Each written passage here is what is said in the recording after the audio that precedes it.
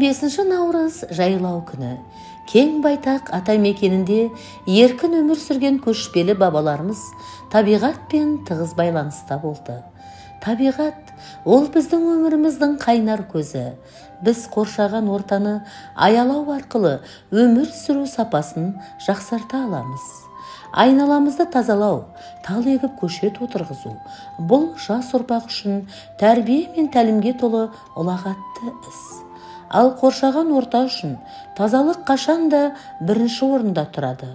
Бір тал кессең 10 тал ек, атаңнан мал қалғанша тал қалсын деген қанатты сөздерге қарап-ақ, көшет отырғызудың, айналамызды көгалдандырудың қаншалықты маңызды екенін түсіну қиын емес.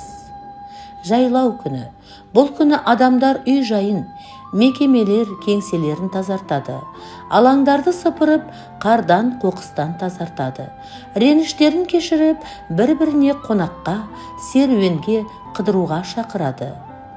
Сондай-ақ, елді мекен аумағын көркейту, көгалдандыру үшін жалпы халықтық сенбіліктер өткізіледі.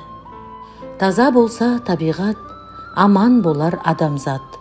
Тазалықты сақтау, оған айрықша мән беру, әрбір адамның туған жеріне деген жанашырлықты қажет етеді.